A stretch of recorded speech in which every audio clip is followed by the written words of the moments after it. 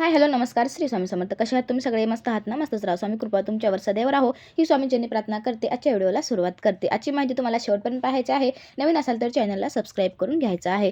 तर आज आहे वरुण थिनी एकादशी. तर आपल्याला आज रात्री काही उपाय करायचे आहेत. त्याच्याने भगवान विष्णूंची आपल्या घरावर कृपादृष्टी राहणारच आहे.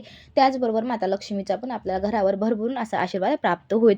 धनप्राप्ती पण होईल आणि आपल्या घरातले जे काही पितृदेवता पण शांत राहतील, त्यांचा पण आशीर्वाद आपल्या घरावर राहील. तर बघा, आपल्याला एकादशीच्या रात्री म्हणजेच आपल्याला आज रात्री काय करायचं आहे, तर आज रात्री आपल्याला झोपायचं अजिबात नाही. आपल्याला विष्णू पुराणानुसार आपल्याला या रात्री जागरण करून आपल्याला विष्णूचे भजन करायचे आहे, कीर्तन आणि मंत्र जप आपल्याला करायचे आहेत.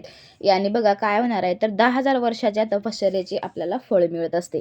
तर जागरण करणं शक्य नाही, तर आपल्याला जास्तीत जास्त 2 तास 3 तास जेवढा तुमच्याकडे वेळ भेटेल रात्रीला, म्हणजे दिवे लागण्याच्या नंतर आपल्याला करायची आहे सेवा. तर रात्रीच्या वेळी आपल्याला तुळशीच्या जवळ आपल्याला एक तुपाचा दिवा लावायचा आहे आणि मंत्र म्हणायचा आहे, ओम नमो भगवते वासुदेवाय नमः. या मंत्राचा जप आपल्याला करायचा आहे आणि जप करत करतच माता तुळशीच्या प्रदक्षिणा आपल्याला घ्यायच्या आहेत. तुळशीला दिवा लावून झाल्याच्या नंतर आपल्या मुख्य दरवाजाला पण लावायचा आहे. आपल्या देवघरात एक दिवा पण लावायचा आहे आणि रात्री घरातील आपली लक्ष्मीनारायणाचा जर प्रतिमा असेल, फोटो असेल, त्यांच्या जवळ आपल्याला पूजा करायची आहे, नैवेद्य दाखवायचा आहे.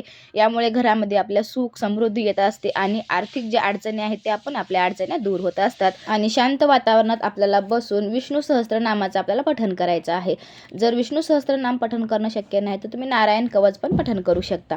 जीवनातील सर्व संकट आपले दूर होत असतात या सेवेने. त्यानंतर आपल्याला 108 वेळा ओम नमो भगवते वासुदेवाय नमः या मंत्राचा आपल्याला जप करायचा आहे. या रात्री हा जप केल्याने आपले पितृदेवता ते आहेत ना, ते शांत होत असतात आणि आपल्या घरावर खूप छान त्यांचा असा आशीर्वाद राहतो आणि घरामध्ये सकारात्मक ऊर्जा नांदत असते.